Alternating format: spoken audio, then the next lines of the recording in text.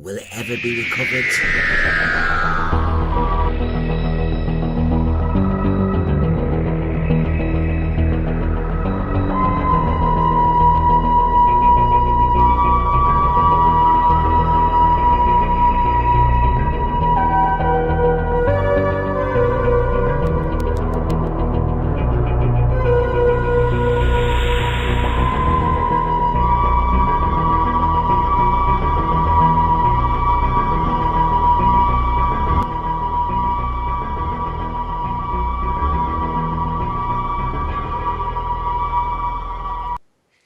Hello. Well, yes, it's true. I have slept. It has happened. I have done other things, I think. I lie. Hello, everybody.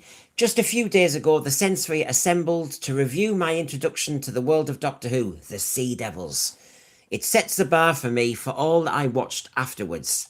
So here we are again to discuss the editing, the additions, the changes in the Omnibus that was shown on Sunday, the 7th of December. And my overriding question is, was it necessary? Did it change the story? Did it diminish the classic version of Doctor Who? Now, we've all got skin in the game, and we are all none of us are coming to this fresh. Many of us have got battle scars from watching the Daleks in colour, and although there's elements of it I love, that edited sequence in the middle, as you know, with that musical interlude was problematic. And maybe worse still was the War Games. And when I had one of my friends on, Michael Herbert, the Malcolm Hulke biographer, as he said, it was a travesty and insult to their work to do what they did 10 episodes downwards. And then on top of that, this nonsense with the War Chief and the Master. That's a hell of an addition. And then, of course, the John Pertwee regeneration nonsense at the end. So we've got skin in the game. We're cynical. We're aware. So, Benjamin Cook, this is his third contribution. He used to write for the Doctor Who magazine, didn't he? And he did, obviously, the Writer's Tale with RTD. And he's now well ensconced in the RTD court. He had texted what to expect. Missing ships, sea creatures, the Master, sandwiches are staying in, landmines, reversing the polarity, blah, blah, blah. So he kind of was setting it up that don't you worry about what's going to be missed. So on a suddenly very busy Doctor Who weekend with the war between the land and the sea, don't forget, oh yes, I've got to say this. We've also got on Wednesday, before I bring my panel on, Wednesday night, 8 p.m, we've got the chat between Disparu and the Sensphere. Yeah, and we're going to have, I think there'll be a hell of a laugh about that one. So, we've got our link up. Are they trying to make a point here? Because nearly every poster, as you can see, is doing this hand-to-hand thing. And of course, Russell Tovey was up to it last night. And is it all to do with that one scene where John Pertwee's Doctor showed trust by doing that? He was always like that, wasn't he? He curtsied, didn't he? Or bowed to the Draconians. You know what he was like. So, let's have a look. Let's get... oh, yeah, just before I get my panel on. Some of these shots that Benjamin Cook was using to advertise this omnibus. I mean, what a beautiful shot of our Sea Devil in the water. I tell you what, absolutely love these shots. I'm going to be messing on with these with various stuff to go forward. Look at that. I mean, just do that. Just do that, please. Even with a spin-off. There you can go. Compare and contrast if you want. So, enough whittering on from me. Let's get Hugh on. Hugh, hello. Good to see you. Good evening. We, of course, a couple of days ago, it feels like, did the Sea Devils review. So we're back again. Yeah, I mean, to be fair, it's a story that is worth rewatching multiple times. Whether I say that about this version is a different matter. Yes. And everybody knows me. I've got my questions. I've got my details. It's all researched. I won't just be talking. And we've got Mark on, fresh from last night. Hello? Say fresh, aren't I, Saki? I haven't actually left. I've just been sat here since. I know. This is it. You have to work so hard on this channel. Boomer Doug is just wondering, is it going to be angry Brendan or nice Brendan? Ah, what a cheek, as if there's no nuance. Do I bring nuance? No. Don Good, out of the four they've done, it was probably the least offensive. Right, well, we'll give our opinion in a minute. Stephen O'Neill, dropped the Pertwee opening title sequence and the theme tune. They certainly did. We will do additions, editing, cuts. I've got them all listed. Funky, I'm going to do a terrible joke to start. He's going to talk about breakfast saves. Oh, well, they're all in a good mood. So here we go. Let's get going on this one.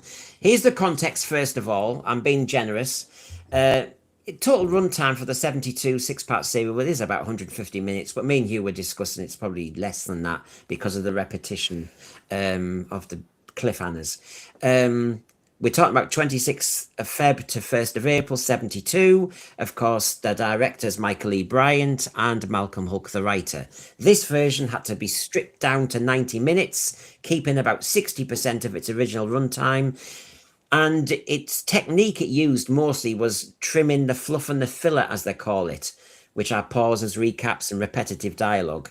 We had updated sound design by Mark Ayres and sparse integration of Lorne Balfe's music from the spin-off score. What I wanted to say, lads, is, as you know, I keep waffling on about this, that when I saw Benjamin Cook in Utopia in Milton Keynes, when me and John Daly went down there, he was talking about, yes, the War Games and the Daleks had been a different beast entirely. He didn't mention this, of course, but he said one thing they preferred to do, and their first thing, it's like the first draft, is they would look at every episode and they would trim. So any pauses, out. Any little moments like that, out. And then they start counting, and they have a hit list of going, right, what... for example, lads, when this was, trimmed and cut and everything, they managed to keep the clanners in. Ray, everybody's happy. I think if they cut that out, I would have been really annoyed, because that's just it's part of what Who was. It's part of what the series is. It would have been awkward, because it would have just looked odd. Yeah, well, yeah, because they already cut out a bit where you saw those Venetian blinds at an earlier point when you couldn't watch him, when John Pertwee and Katie Manning were supposed to be watching him, that he can't hypnotize any of the guards, and we missed that bit. Mark, would it have been butchery if the clanners missed out? I mean, surely they don't change the narrative. Well, it's interesting. I'm coming from the point of view of someone who video edits day in, day out. This is what I do as a profession, and it was butchery in my opinion. And I think from what you just, I would have said that I would have approached like this, not necessarily let's cut out all the little pauses here and there. I would have gone for the opposite way around. Look at it as a whole, could look at it with some respect as to what that storyline is, what could be cut out, which would still keep the essence but also still keep the pace of the original and have that respect for it. But yeah, I just felt that there were little unnecessary bits that didn't necessarily need to be chopped out, altered the pace for me anyway. And I think it could have been done with a little bit more respect. You could have even gone back to the original Target novel, because if you read that, there are plenty of bits that are excluded from Malcolm Hulke's novelization. That could have been a good foundation point of what to keep and what to discard in the first place. Yeah, well, and as you're talking, so that's just a little snippet, and there's obviously some big stuff to talk about. Yes, and I know the ratings garbage for the main show, and I will be discussing that at some point. But we've got our friend on. Everybody likes him, Daryl Joyce. He's just getting himself set up. Yes, Merry Christmas. It looks as though he's in a... I'm doing my best. He's doing his best. So, Daryl, we're just talking about the clanners are still in. Hooray! Yeah, I could hear you, but I couldn't be heard. So Okay. I'm okay now, I think. All right. Well, I'll just move on then, and I'll just tidy this up in a moment. I mean, you got the upgrade stuff. I mean, there you go. They've upscaled it, so to speak. So it wasn't just the fact that we're talking about the editing. You can see an example there where, they've tidied it up, always to the good. Right, now I've got everybody together. Let's just kind of get that bit better. Okay, so let's move on. So this is one of the tiny issues that everyone was talking about, so I thought I might as well get this out the way now. We shall be the victors in the war against mankind. I used it in my clip before the blooming credits last night, but of course it's changed now. We shall be the victors in the war between the land and the sea. I mean, I didn't know, I never had the Sea Devils down as poets, that they suddenly wanted to change the English language. Hugh, because I've heard that quote so many times, it did feel jarring to change it. And this is going to bring another question in a moment. I'm going to save it. But this link up to the spin off is kind of irritating me. But some people, Hugh, are just saying, oh, they've just changed a few words. It's not a problem. I sort of agree in the sense that if you don't know what they're saying in the original, it feels okay, and it links up. I just think it's a bit masturbatory because it doesn't achieve anything. It might be exciting for them, but it's not very exciting for me. Yeah. That's I didn't object to it, but it was just sort of like, oh well, then so what? At first, I'm thinking, Mark, is it because it's mankind? But then all the other clips when the Sea Devil leaders talk and he talks about man and all the rest of it, so that's allowed. So they've just changed it to link to the spin-off. I mean, how tedious. I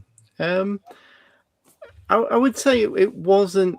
I would say yes. I felt it was a bit of a silly, unnecessary change. But that being said, it wasn't the most jarring thing in the entire edit as a whole. I think there were certainly other bits that I think were way more jarring in my mind. So I could accept that, and I think it was done quite well considering however they did it to the voiceover to match it. I think it's done quite well. Okay. We'll all have different little things here. I know. I'm going to say basically, if you had the Mona Lisa, is it allowed that you just change the half the eyebrow slightly? Is that allowed just to update it because you thought the color was a bit wrong?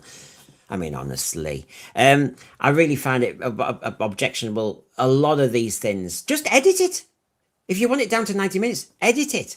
Daryl Joyce, what were your thoughts on this one?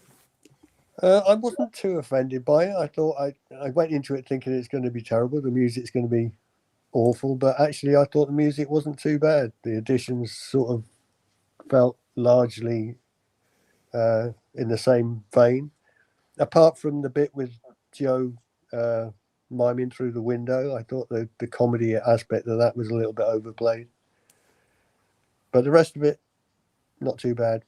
The thing I noticed most was the sort of updated sound design in it, where the metal, What's your opinion on doctoring people's dialogue, doctoring other people's work? When I didn't see what the necessary payoff was, because nobody is going to watch the 1972 serial and straight after watch the spin-off. Normally, they tried to set it up. It was on a different channel even. So why make the link to that? I mean, like in many ways, I agree with what Hugh was saying. It was just indulgence. Yeah, I think so. Yeah. I mean, so there's a few different thoughts on this one. I collected a few as we went. Well, there you go. There's the example. Why did he do that? But yeah, there you go. Tyler. Yeah, I don't mind at all. Does it make sense? No. their wars against man, but it's still cool.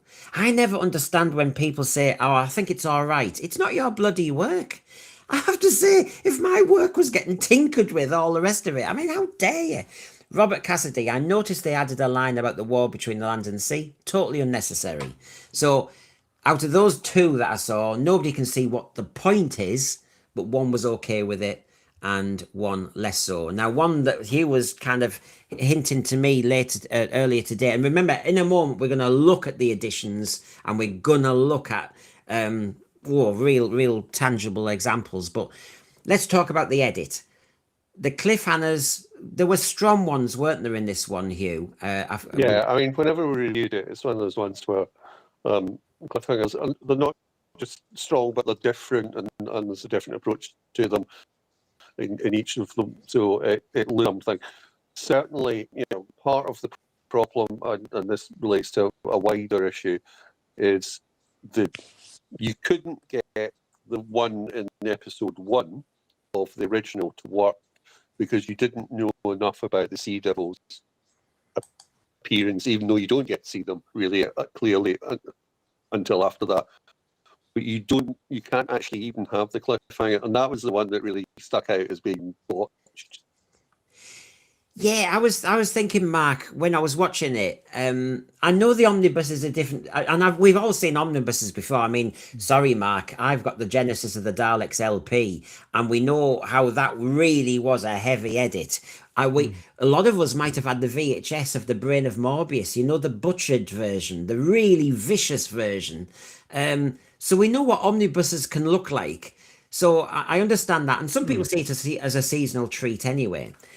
But the part 1 cliffhanger, for example, when you add the different score and the Malcolm Clark one and a bit of the tweaking and the editing, I felt as though, a cliffhanger is a peak of adrenaline, etc. And I felt some of the edits were kind of flattening them a bit. What did you think, Mark?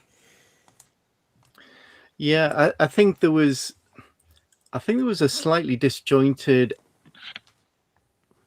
edit between part 1, and they were mixing that with the Sea Devil reveal to almost plonk it in later to try and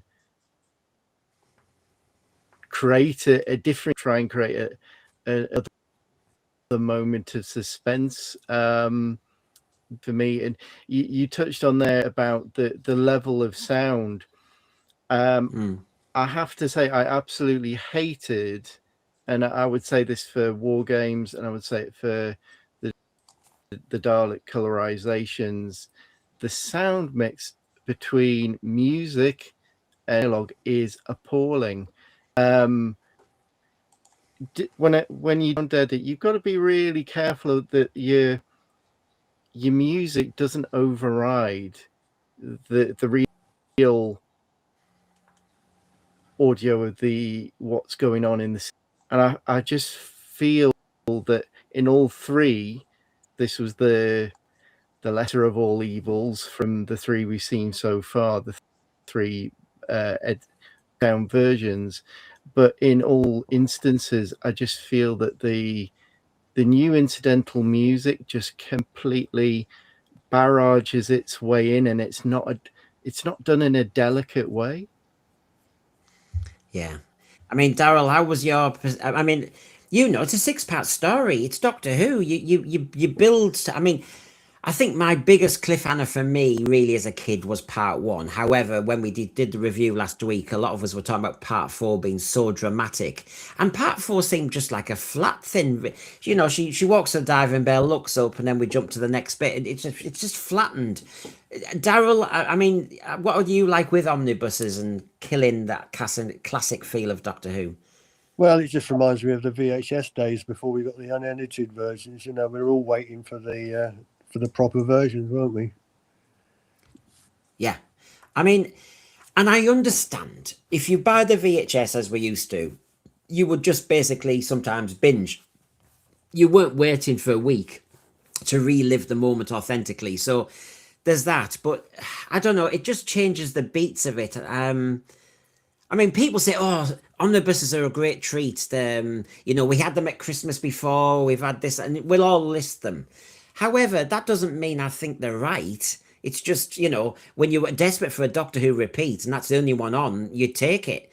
But I still prefer the episodic experience.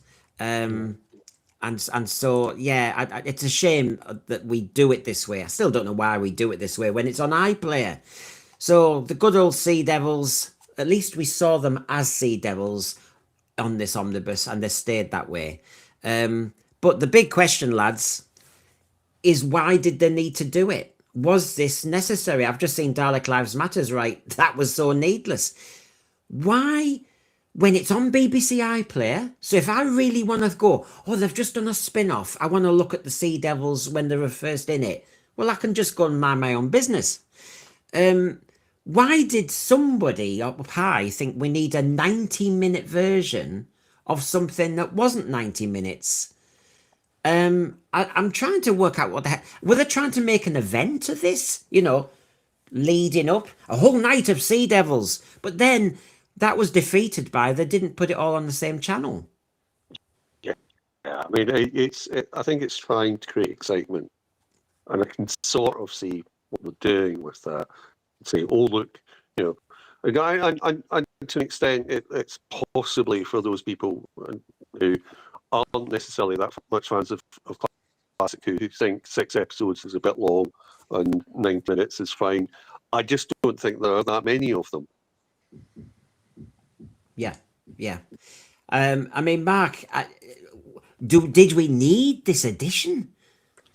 I could have understood if they dressed it up under the umbrella of they have these Tales from the TARDIS restructures where you have the stories bookended with a little intro from a character who was involved in that, and it could have been it would have been quite nice to have had Katie Manning reprise Joe Grant to introduce this, but whether it was a decision that was made late in the day and they didn't have a budget to include that, I don't know. And you got that sort of very crude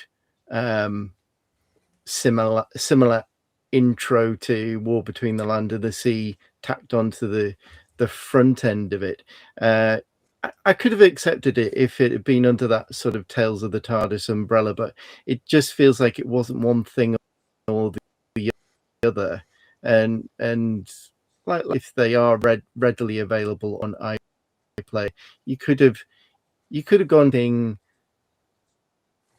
those are already on there. And why did you need to necessarily do a condensed version, if only to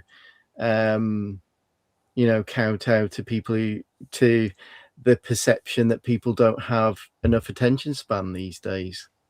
I've seen a few people saying that in the thread. I have a suspicion, because when me and John Daly were at the Utopia convention in May, and when Benjamin Cook was talking about the Daleks and the War Games, and he said, there may be, and he kind of nudged and winked, there may be another project.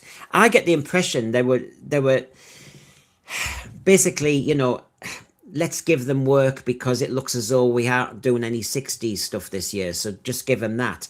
I got the impression really that this is just to create a job for somebody and when it wasn't necessary. I don't know. Let's just remind ourselves for a second what we're talking about.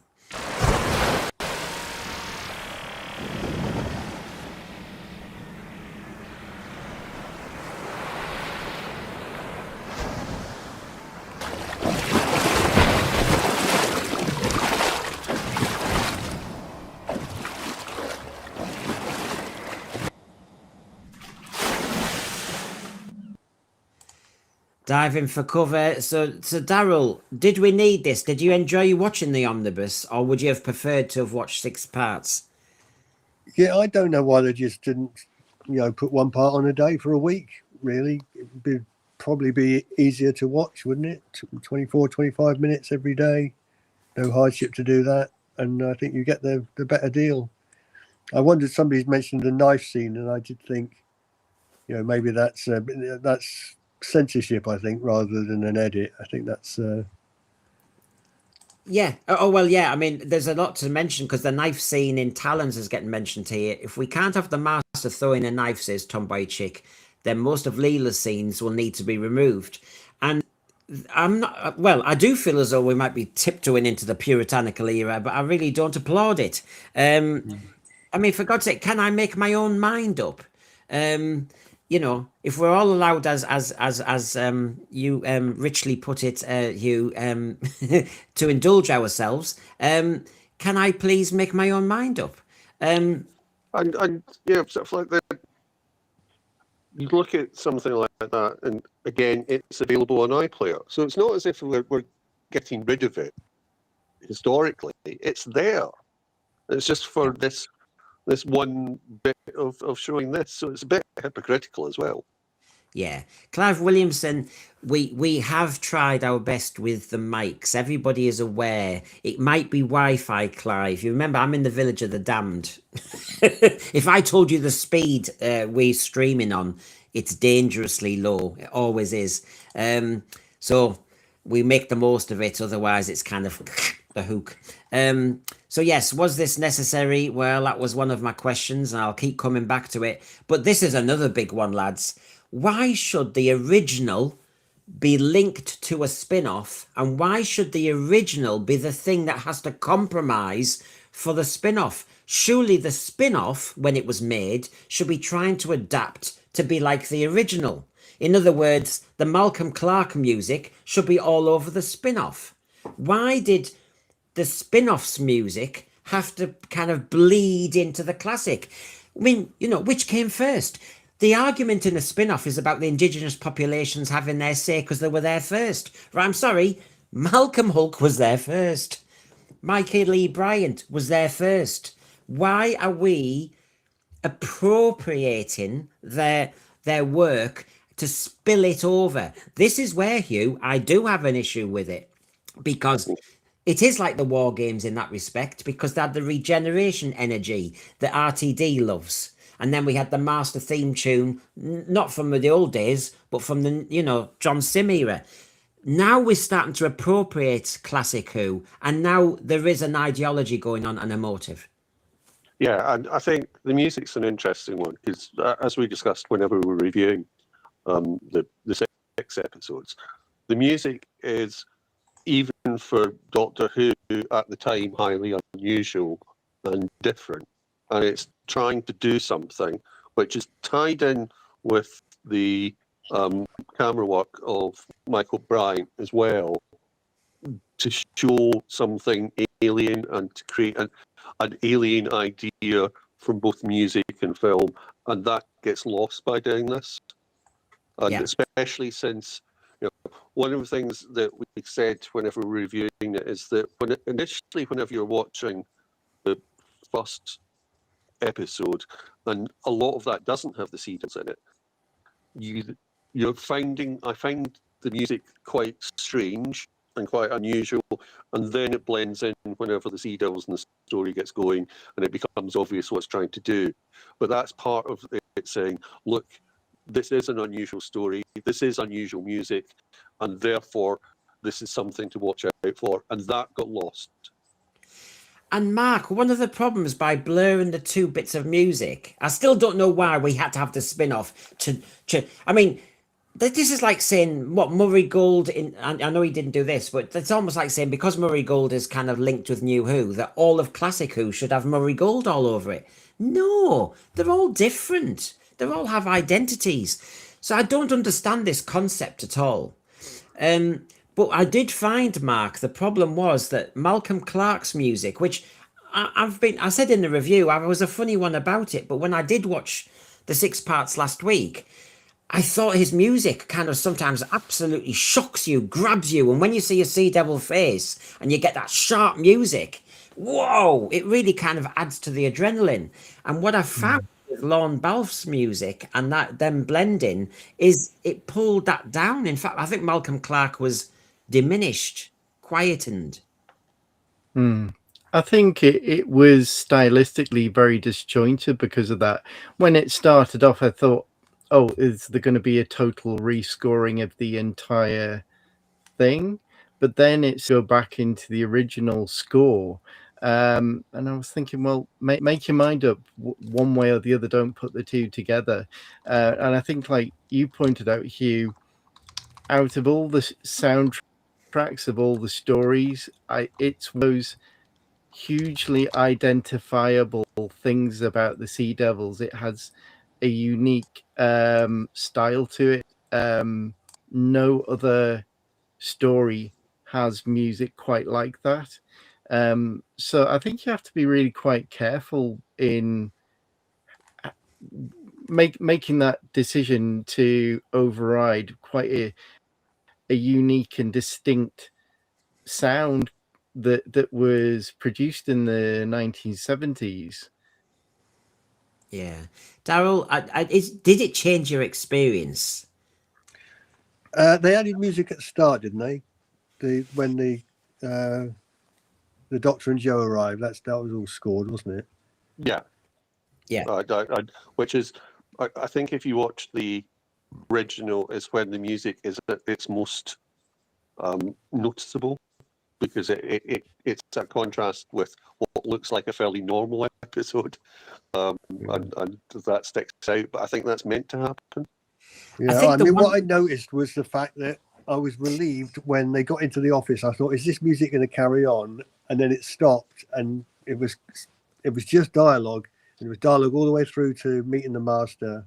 And I thought, this feels like Doctor Who now.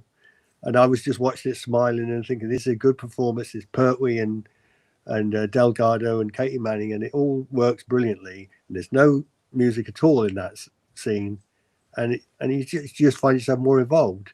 But every time they sort of start putting music back into it that doesn't belong, although I didn't think it was as intrusive as I thought it might be because of the Daleks, version, with the disco music. I thought it was okay, but it was better when it wasn't there, Yeah, I mean, they've added a kind of what they think is a modern style, and what's happened is I found a lot of the scenes which I quite enjoyed. Those of us who like classic Who know there's little moments, little scenes where there's a bit of a chit-chat going on, a bit of characterization, and sometimes a bit of humour. And of course, RTD loves his humour.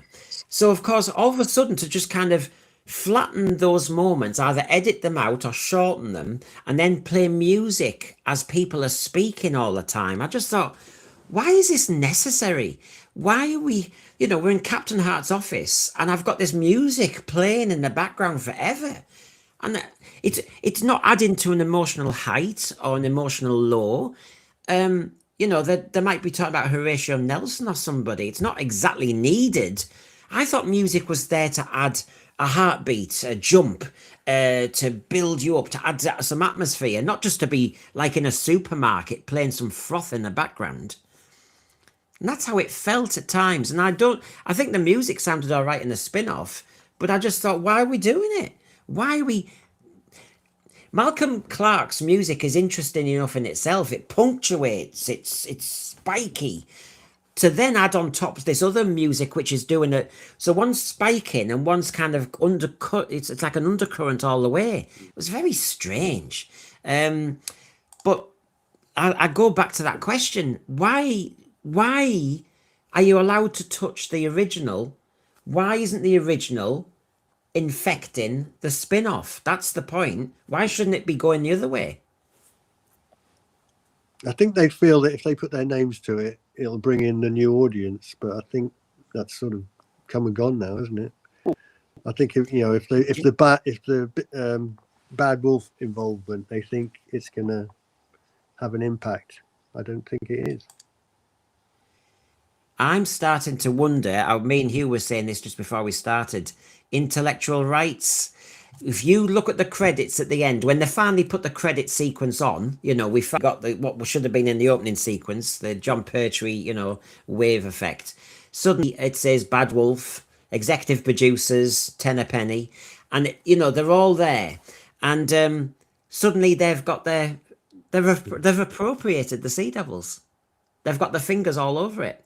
Intellectual rights, commercial rights. I do sense there's stuff going like that when it isn't necessary. I didn't think there was a need for it, and there we go. Suddenly they've got copyright of it. That seems to be what's going on here to me. And presumably a number of people made money out of last night. Yeah, yeah. Oh, and let me guess: is it going to be on the spin-off DVD, or is it going to be a separate DVD, or is it going to be both? I know like have that for last night.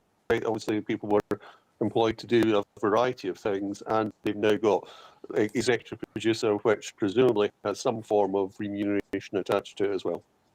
Yeah. And I have to say, because I'm a fair man, and if you say something to me, I'll quote you. RTD said nobody changes one word of his scripts, but Malcolm Hulk, we're allowed to because it goes in with our commercial enterprise. Go figure. That doesn't seem right to me at all. So we've got the enhanced score, new shots, new visuals, and here's some examples. So I'll just go on the bigger screen there, folks, so you can see it. So do we have any issues or do we applaud how they did this? The new dialogue, we've mentioned that line, so that's okay. The new shots and visualizations, right? Replace the Doctor's binoculars view of the Master's castle with a new shot. Added an overhead drone shot of the sea fort. Possible uncropped stock footage for sea explosions. They did that, and then we have mentioned the enhanced score at the moment. What did you make of that? I mean, I personally thought when they showed what they could see with the fort, great. That aerial shot at the end when the Doctor was stuck with the Master in the Sea Devil base and we saw the sea fort from the air, I liked that. I liked those additions. I thought they just helped. Yeah, but again, they were quite good, but I'm not. Yeah, it's not rocking my world. Yeah. Did this, Mark? Did this rock your world? The Silurian insertion. I didn't mind it. I think it could have been done a bit better. I mean, you could have done something very authentic to original series flashbacks. Say, for example, like you had in Mordred Undead, you could have done something that would have spoken to that era. But I think it was the way it was done was very basic. That's interesting coming from you to talk about this because I watched it again and again, Mark, to really test my judgment out because the first time it just seemed to be going, what the hell are they doing now? I mean, if you remember, Mark, in the Daleks one, the criticism was they all thought we had dementia because they showed you a scene that had been on the screen about 6 minutes earlier, and they showed you the same scene again as they're relaying some story. And that was the Daleks, and everybody went mad about that. And in this case, just in case you've never seen the Silurians because you're only 62, or you're only 57, or you've just been in the land of the bewildered, they'll show you what a Silurian looks like. I mean, I can understand why they're saying that's what it looks like, because everything's literal nowadays, isn't it? You have to slap somebody around the head for them to get it. So I understand that. That's a Silurian. We're talking about Silurians, and I know you can't cope with words, so look, there's one. So I get that. You've got to whack them with a kind of Timmy Mallet bloody sledgehammer thing. And we do have sledgehammers in Doctor Who now, of course. So, Mark, you said it's very basic. How could they have done it better? I just think you could have gone in with a bit more creative, just a bit more of a creative thought into how that might look. It's not like we haven't had flashback sequences in Doctor Who before, but at least when they've been done, they've been considered and they've been stylistically made to sort of fit in and blend in. Particularly in the earlier series, they could have done something like that would have been a bit more faithful. But it is just that simple shot insertion, which is very. It's just that very choppy editing. You could have done some kind of effect on top of that to just infer that it's still Doctor Who and it's a flashback sequence. You could have done something a little bit more faithful, but it just seems like it was very quickly put together in that respect. Yeah. I mean, Daryl, sorry, Daryl, do you approve of this kind of, I mean, Mordrin Undead, we had flashbacks, but that was nostalgia, wasn't it? It was a 20th anniversary. Legopolis, the longest standing Doctor, we had some clips of his early days all the way through. This time, this is kind of, just in case you're one of those strange Doctor Who viewers who just doesn't know what a Silurian is, we're going to show you. Or if you're a new viewer, we have to show you because you can't cope without it. I mean, how do you feel about this, Daryl? I wasn't too bothered by it being put in. I think it was another scene that had added music in it, isn't it? So Yeah. it was. It sort of felt like it was a greatest hits moment rather than an actual scene playing out with dialogue that gives you an explanation. It's just a little bit overplayed. I suppose I'm just relieved they didn't put any new Silurians in there because they could have done that considering what they did with the war games, couldn't they? Yeah, they could have certainly changed the music or something. But the thing is, it's just this is when it starts to change not the story, but it changes the vibe a bit. You've got a lovely scene between Joe and the Doctor, and it feels like these editors get bored with those moments and need to throw in a flashback or need to throw in something else to just jazz it up. And you're thinking, no, it's the main companion talking to the Doctor, and we loved those moments. I always think of the Day of the Daleks Part 1 when Joe and the Doctor are talking. I mean, would they edit them out because, we don't need to see that much wine and cheese? I just don't know. It just seems like, oh, for God's sake, can we have these quiet moments, please? It's what makes it. So now here's the cuts. Now the cuts might be also controversial, so I'll just throw them up. So here's an example. The opening sequence was taken out. The initial Sea Devils attack, Mayday, Mayday, all that was taken out. And it starts directly with the Doctor and Joe arriving by boat at the naval base. So basically, we don't get the kind of, it's called the Sea Devils, and we don't see a hint of them for a little while. And actually, I was trying to look at it. I thought, they've made the story more streamlined, more linear. But what's happened is those little touches of Sea Devil have been erased. We get the scorch marks early doors, and that's about it. I don't know why that. I mean, God, the Mayday, Mayday it might be 20 seconds at max.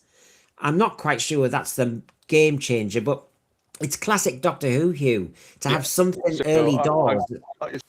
It's not just about cutting that out, as you say. It makes the story more linear, but also removes the threat for a large part of that first episode. Whenever you get to see the little bit of hands and stuff like that. So when the Sea Devil appears, it doesn't really appear to have anything to do with anything. The ships, and there's an interesting point here in terms of perspective. So whenever you watch the original, you have more knowledge than the Doctor about what's going on because you know about the ships going down. And whenever they have the line between the Master and the Doctor, or between Trenchard and the Master about the Trenchard having told the Doctor about it, then that becomes a totally different line. It's a totally different perspective on how that plays out. And I think that it then makes the fact that in the original, the Master knows more than the Doctor. But in this case, he now knows more than us because we didn't get to see the bit that we are informed by. Yeah. I mean, was it, Mark, were there any cuts I've listed there that you found problematic? I think, fundamentally, I definitely missed that opening shot of the attack on the boat. I mean, if you think about the way that scene's set up, it's not too dissimilar to when Barbara first encounters a Dalek. You see a hand and nothing else, but it gives you that kind of tension. I'm into it. And I think there was another one that they cut out not too far into it with it was the two workmen, and there was the dialogue about, I've had this sense that I'm being watched. Now, in the original, you did get the shot of a hand coming round the corner, that was completely stripped out again. And again, it loses that build up of tension. All we've got at the moment is a pleasure jaunt for the Doctor and Joe going to visit the Master, and there doesn't seem to be any rhyme or reason other than that. Yeah, and I think this simplification process worries me, because you're taking nuance, subtlety, and all those little complexities out in the end for the sake of just a linear story. I mean, Daryl, out of what I listed on that first page there, you've got the opening sequence. Obviously, all the recaps, they get edited out because obviously there's no cliffhangers anymore. The Doctor's jailbreak, the extended sequence of the Doctor escaping prison after his arrest, and Joe's escape from the locked room. Are there any big misses there for you? I think as you've said, I think the biggest one is just cutting the start of the story off. You know, if you haven't got the attack on the boats, then you don't really. Just starting with the arrival on the Master's Island is not the best way to start, I don't think. Well, you I haven't got your animations up, and everybody's seen them. Everybody loves having Daryl Joyce on, but your animations and your most recent ones, you know, the world building, the adding the atmosphere, they're really trying to drive that sense of jeopardy and danger, and we're taking it out to make it a more simplified linear process. I feel as though the people who are editing and are directing the omnibus are forgetting what is entertainment.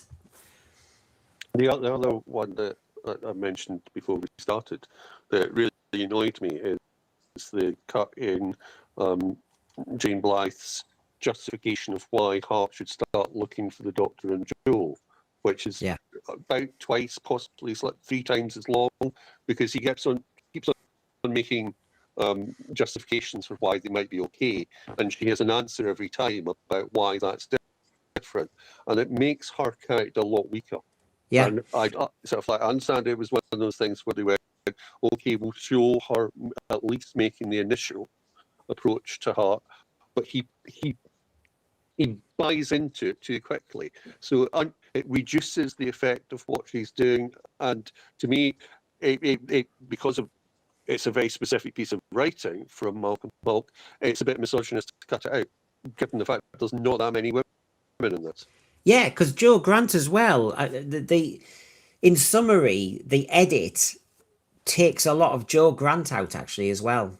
And so to add to that, to what Q's just said, there is I'll be generous, an accidental undercurrent that's going on that actually Malcolm Hulk and others would have been much more aware of. I mean, we're back at this whole thing about whether New Who is diverse and inclusive. This seemed to me to be non-inclusive. Yeah. Forgotten Melody. The originals had a considered, focused and measured energy and pacing. The re-edits have forced pacing with people making the decisions who would never have been employed by the original showmakers. But they're in the right place at the right time now, by God. Peter Harrington, wasn't the submarine outside sequences altered too? I'm trying to remember. Farsight. Hang on, did they cut out the man who had the nervous breakdown on the fort? He was still there. He was. They count the bit in the submarine whenever it's been taken, and you've got Donald Sumter's character and the guy from Keeping Up Appearances away, and they use Morse code, and which meant that those 3 people just lost all of their lines and were ignored. Yeah, and that, again, I can see why it was taken out, because it doesn't really add to the story, but it makes it a bit too simplistic, and it's those are grace notes by someone who's a good writer, and that's what happens here. Is you get the grace notes of someone like Malcolm Hulk being removed from the script because they aren't moving the story along quick enough. Yeah. Dalek Lives Matters, Mark says they cut the submarine trap scene and lost all jeopardy there. Edit wise, cuts are dangerous, aren't they? Because once you make a cut, you change the rhythm, you change the pace, you might actually change the mood, you might actually alter the perception of character. It's not that easy about saying you've got a stopwatch and you just need to take another 10 seconds out. I mean, if I said to you, Mark, the the clanners can stay in, or the Blythe bit that Hugh was talking about, or the opening sequence, which one do you keep? I mean, if it comes to that, you know, you're thinking, well, okay, I'll drop Blythe. We Well, have to have the opening sequence. You know, it gets difficult. I think you made the point at the very start that, as far as you're aware, someone was given the Sea Devils was given the instruction start by taking out all minor cuts here and there. I would have done it in such a way that have people actually look at it as a whole and just maybe make a decision, right? What are your best highlights from each episode before you even begin to start taking a hammer and chisel to it? Otherwise, those decisions have already been made for you and may not necessarily be the sympathetic way of cutting it down in the first place. I think you need to go in with a level of respect, really, because as you say, those decisions were made for a particular reason back in the day, and there's a particular reason why that production works in the way that it does and the way people enjoy it. And it's a difficult thing to do, to alter it, because you know you are going to affect the way people enjoy and perceive something thereafter. You know, there is a reason why people enjoy the original cuts of Star Wars over these special edition versions, because it reminds them of a certain sense of time. So yeah, I think you've got to be very careful in approaching cutting down something like that. I'll be very fair, because, you know, we all have opinions on Ben Cook and all the rest of it. But when me and John Daly listened to him and Rich Tipple about the colorizations, Benjamin Cook was quite, and I don't want to stereotype it, he did say their preference is to do the trims, because then it's not like taking a sonic screwdriver moment out of the war games, or taking David Troughton out of the war games, which David Troughton was on the same panel, and that was hilarious. David Troughton just wouldn't let it go and said, yeah, you dropped me out of my dad's final story. Cheers for that. And of course, Benjamin Cook was extremely apologetic, actually, and said, I know we had a list. He said, we wanted to keep the sonic screwdriver in, we wanted to keep this in, and it was just, people kept saying, we need 2 more minutes taken out, we need another 5 minutes taken out. And so he did sound more like a fan then, when he was saying, we really wanted to keep that in, we nearly needed to. So I understand that, and I want to be fair to him in that respect. I just don't know if I'd really want to do this kind of editing exercise, because I don't like how you can be changing people's work so much, when actually he said the diktat, and he didn't say the word diktat. That's my word. He said that RTD said it must look like New Who.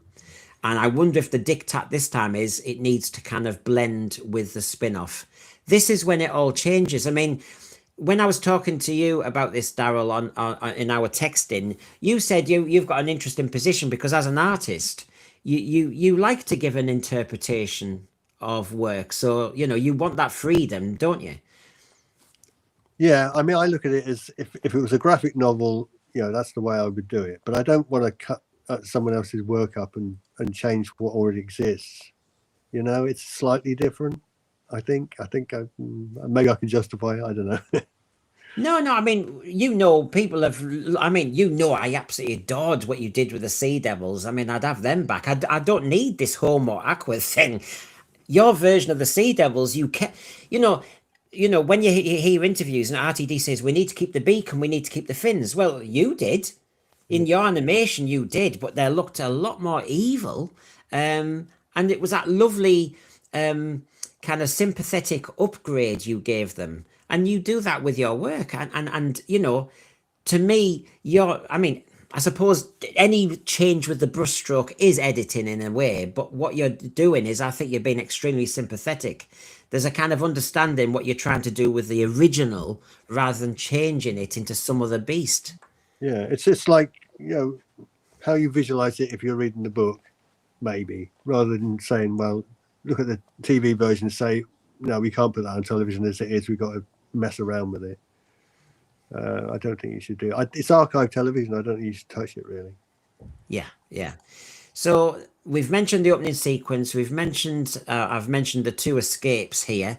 There is also the post-sword fight, the master throwing a knife at the doctor after the fencing duel is taken out. Now, I did say in the review last week, gosh, they probably wouldn't do that nowadays. But I don't think I then said take it out. It's there. It's of its time. Like everything, it should stay there. It's called a historical document.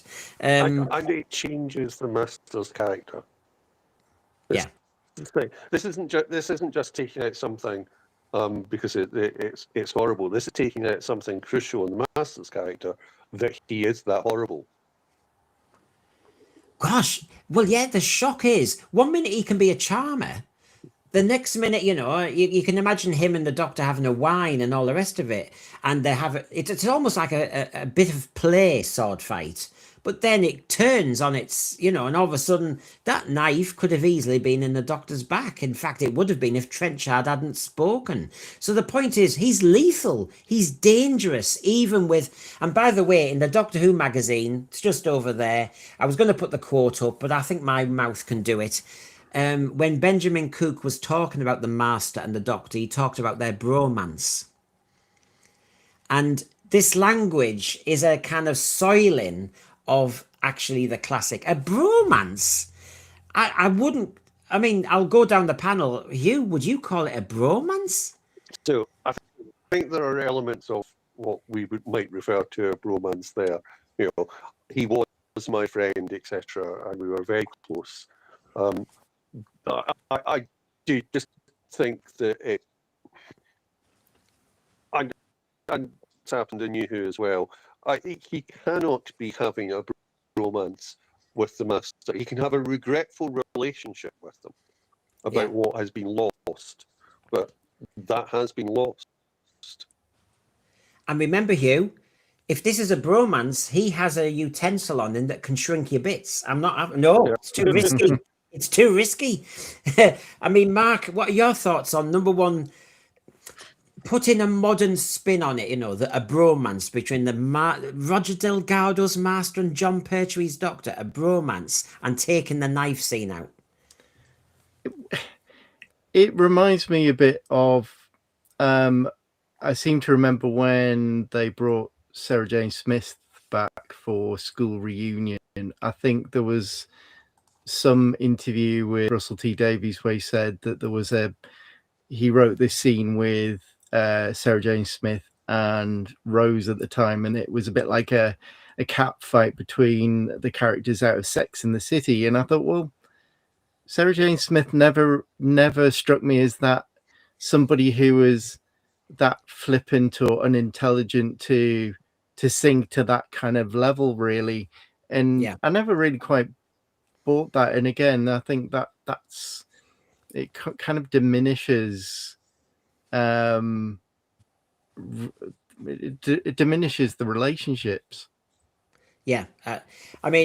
Knife throwing, I'm into all this, Daryl, get that knife throwing in, it's a bit of jeopardy. He's a very dangerous bloke.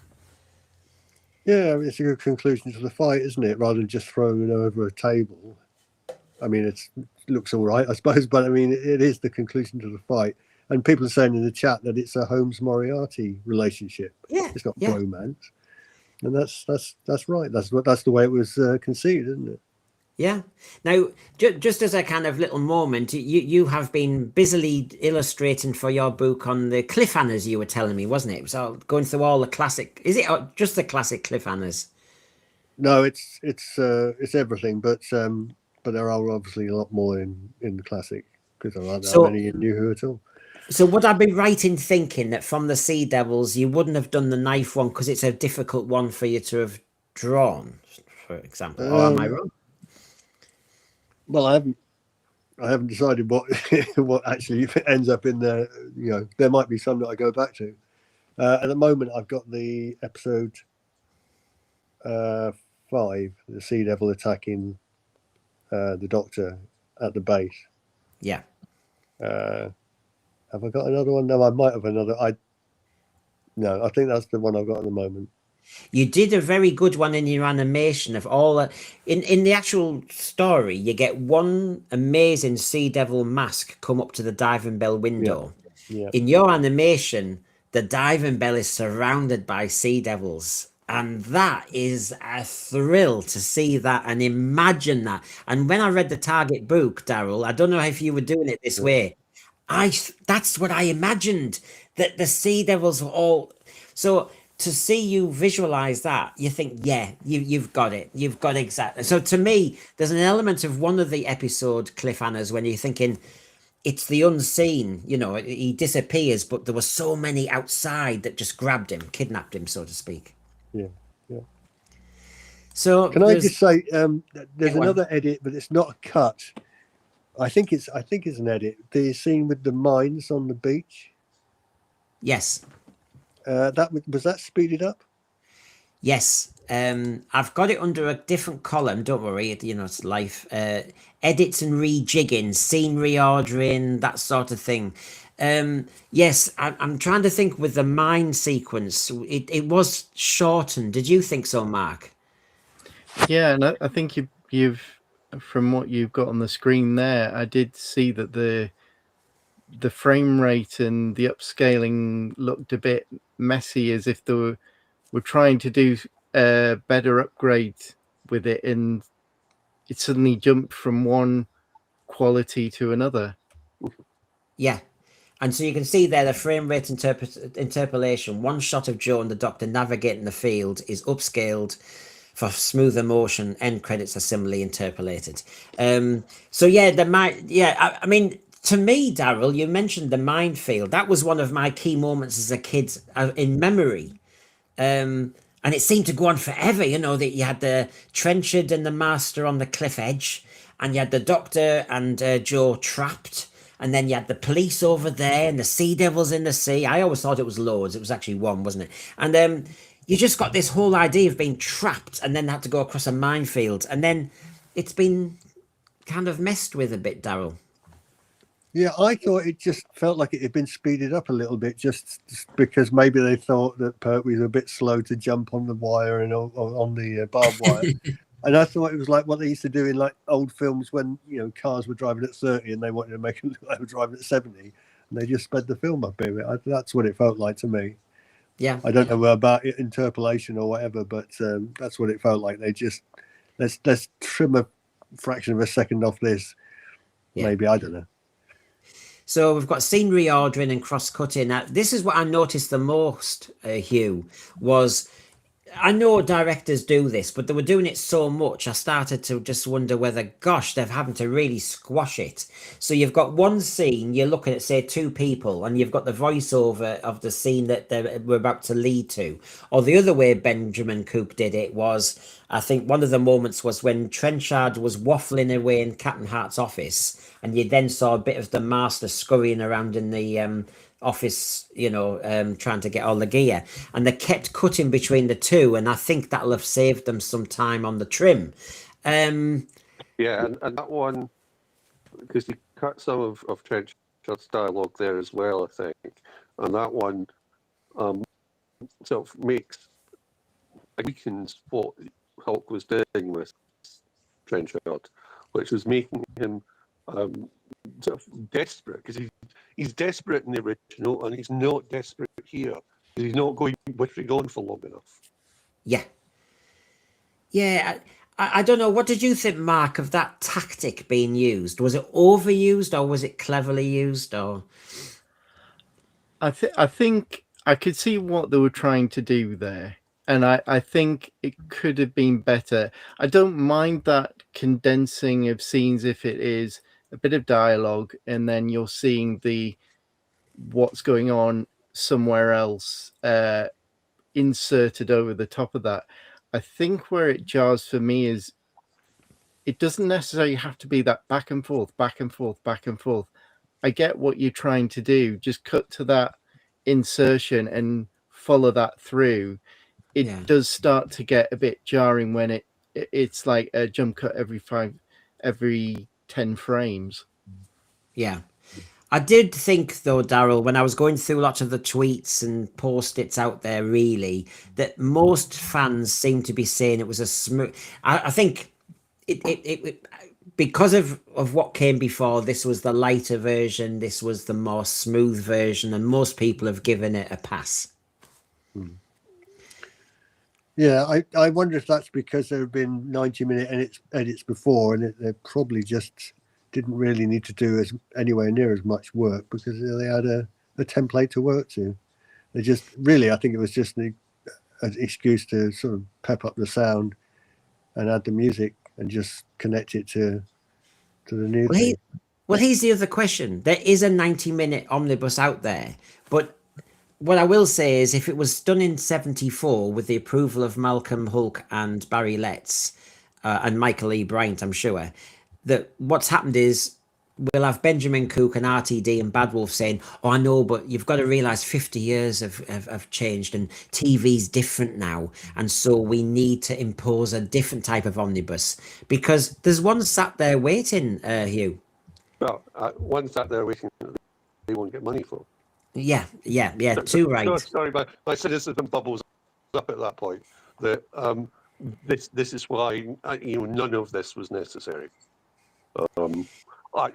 It's not out and out offensive, and I think a lot of people, having watched some of the other stuff, the other updates have gone, thank God for that. And it was. I think I finished watching it with a sense of relief. Yeah. But that's not really enough. I shouldn't be relieved that it's not disastrous. Yeah. If you've seen there's houses in the street keep getting windows broken, and one night you think, gosh, our windows are still intact. Hey, that's not exactly a good blooming compliment on the bloody street, is it?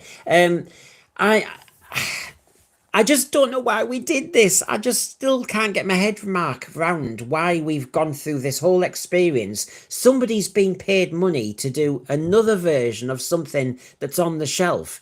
And we Doctor Who fans are going on about missing episodes and retrieving stuff. And they're on the shelf. In fact, on a lot of people's Blu-ray collections for season 9, there it is. The omnibus is sat there. And we needed another one. I disagree with the decision to it has to be in line with what we do now and stylistically what we do now. And I say that because my first introduction to the Sea Devils wasn't in 1972. It was when it was on repeat on the BBC in 1992. So 20 years after, I've been brought up on all the John Nathan Turner stuff, which is fundamentally stylistically very different from the Pertwee era. But yeah, I still enjoyed it. I still invested in the suspense and the thrill and the jeopardy of that plot 20 years after it was first broadcast. So I think it slightly underplays younger generations as not having the intelligence to get exactly what was being presented back in the 70s. Well, let's address this. Hiya, Doug Anderson. And different opinions I always embrace. In fact, if anybody threw a different opinion at me in class, I was on them like a rash because I wanted to explore. So, Doug Anderson, nobody's imposing a new edit on anybody. If people want to watch and enjoy or not, they have their own free will. Yeah, totally. But that's taxpayers, not quite true, is it? I mean, it's been imposed on the reputations of Michael Bryan and Malcolm Holt. And it's also not done for free. It's taxpayers' money paying to make an omnibus that already exists. And I thought the BBC were trying to save money, to be quite frank. But they've paid Benjamin Cook and others and musicians and everything else to do that omnibus. So I take your point, Doug. That's what I'd say back and say, was it necessary? Matt started with that question. Was it necessary when one already exists? And I thought the BBC were cutting back on what they could afford. And I would have thought on the priority list, this was down near just above zero for needed. Anybody else want to come in on that one? I just wonder if it was think an the idea afterthought. that was stated earlier about doing something like Tales from the TARDIS, and me doing 2 episodes a night with 5 minutes on either end, and might have got something more out of it. Surely the idea is that if you've got lots and lots of episodes of Doctor Who, that you want new people to come and watch the episodes of Doctor Who that you've got stored on iPlayer. Yeah. What did you have to say, Daryl, there? I just wondered if the whole thing was a little bit of an afterthought. Didn't they say that some of the Tales of the TARDIS stuff was like they didn't realise they hadn't done much for the 60th, so they thought, well, let's do this. But then you hear later that TARDIS was actually built for Empire of Death originally, wasn't it? Yeah, the Empire of Death, they made this memory TARDIS. Oh God, I mean, you've taken me down a dark path now, Daryl. The memory TARDIS, my God, it looked like the blooming the broom cupboard with Philip Schofield and Andy Crane and all them. Suddenly, I'm going. So the memory TARDIS, which is a broom cupboard, and we have to do more tales in there. Oh God, yeah, I know. There was an argument, Daryl, about that, wasn't it? They said. He thought, oh, well, we've got it. We've got the set. Yeah.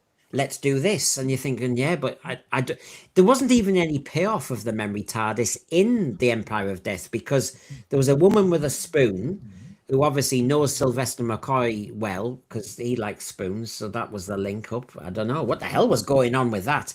There is no spoon. And she was the last woman with the last spoon in the universe. Remember?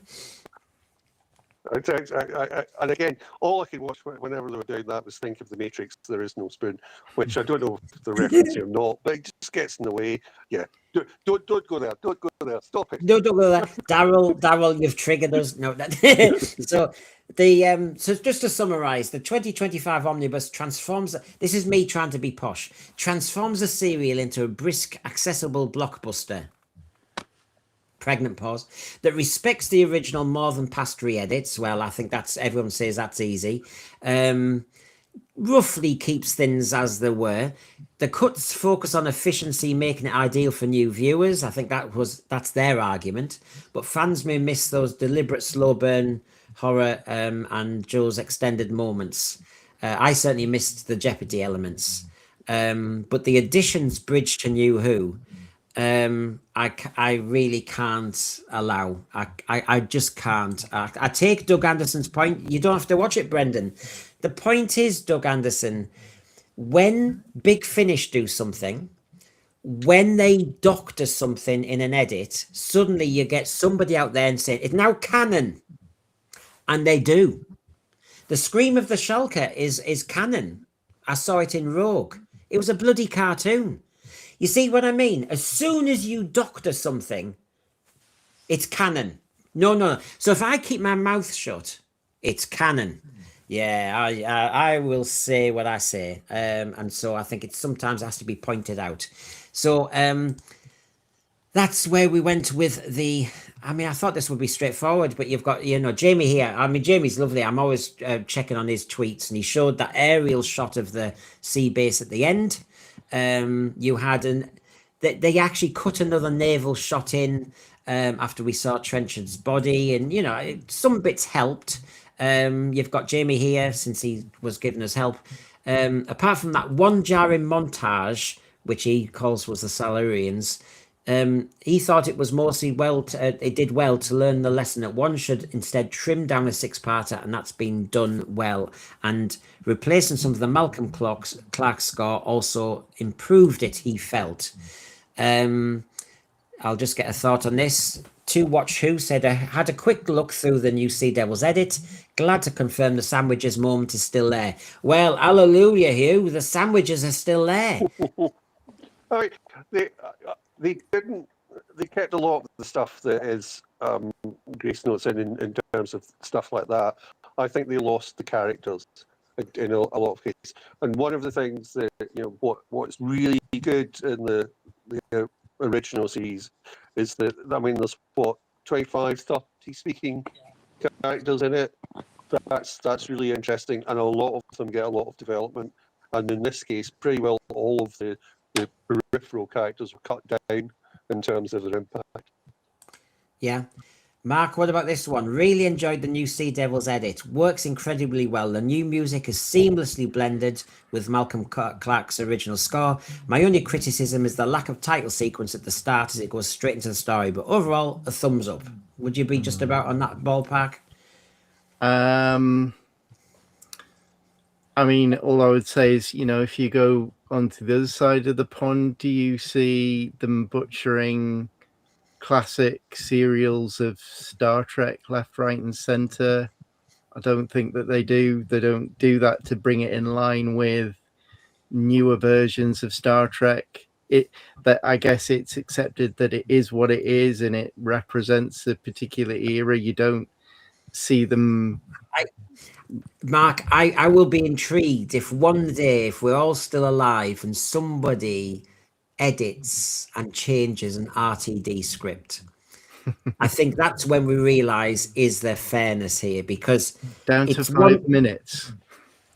Yeah, well, no, actually, they make an RTD script longer because, we're going to make RTD's original 1 episode of Space Babies into a 4-part epic.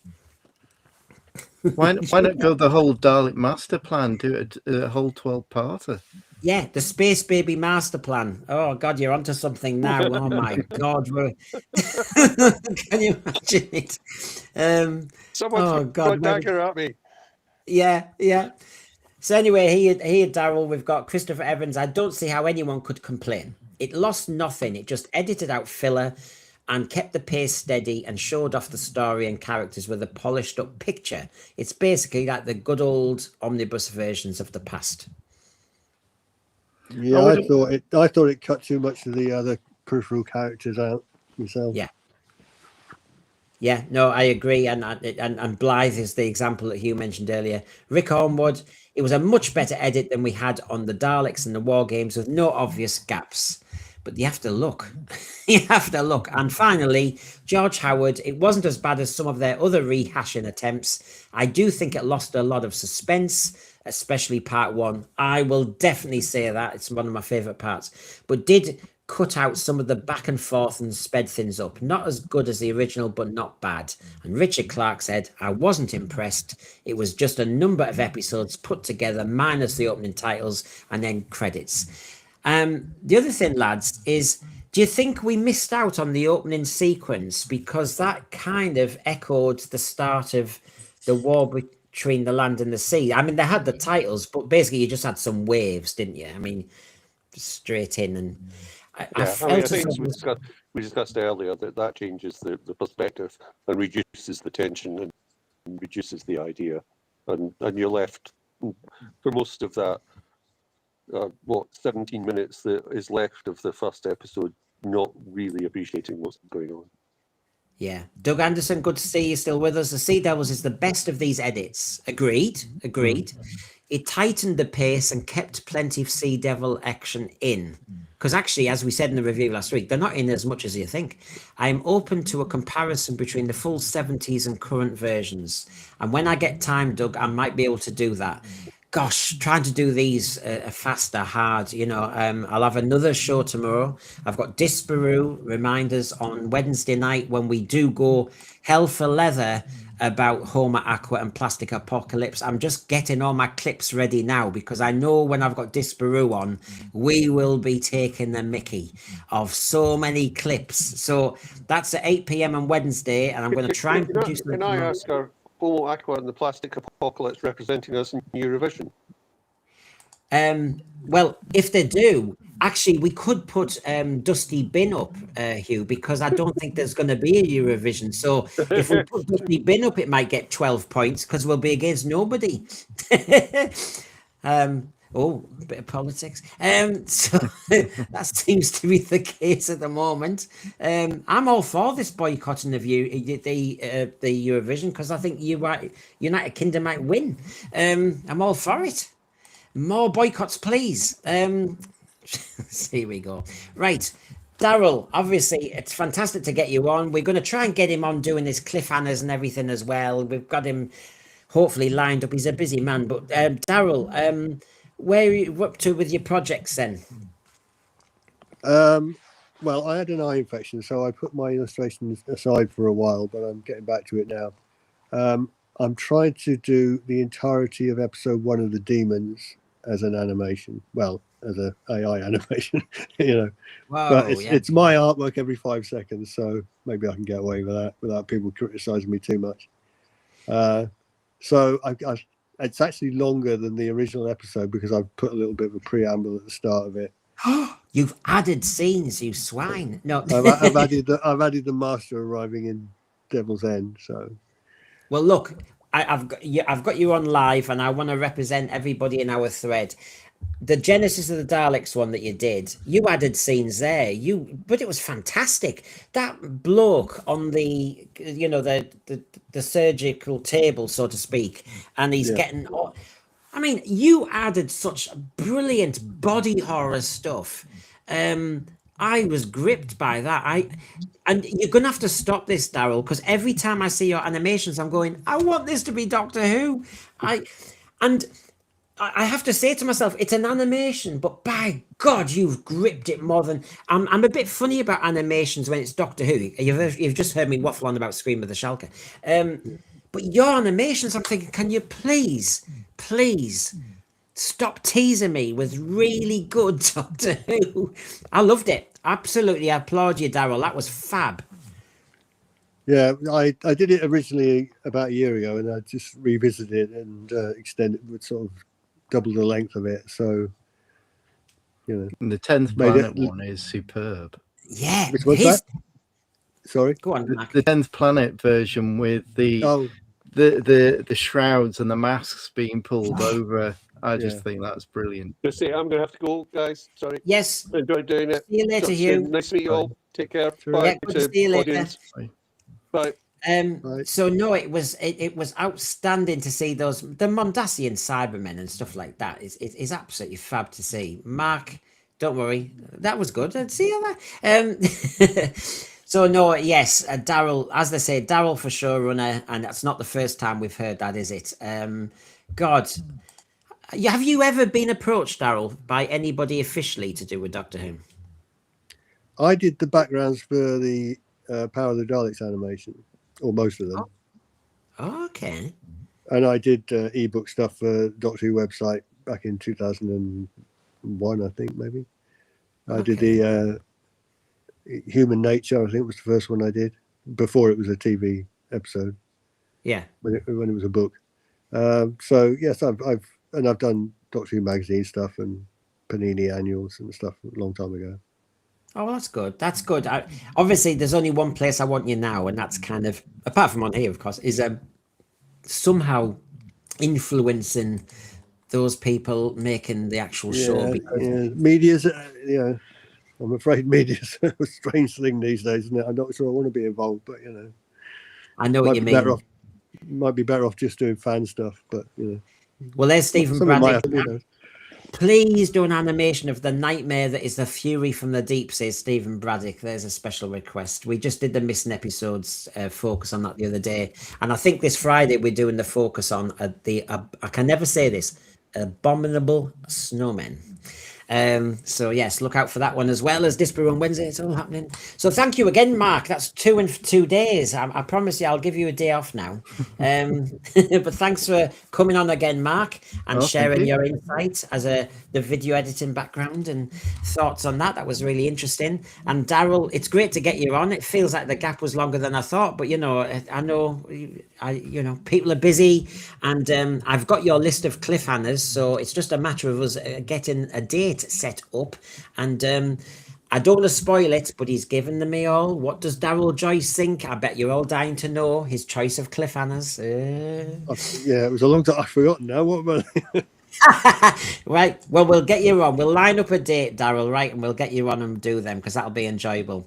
Okay, then. Thank you for your time, lads. And see you all again. Maybe Cheerio. tomorrow.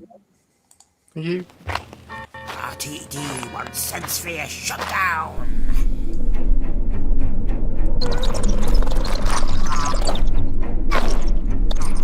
Those hoopettes have had the last hand up them. Time to die. This is giving me the creeps. This never happened on Finger Bobs. One by one, they're all mine. They don't like it up 'em. All this walking, I wish I had my Benidorm motor scooter.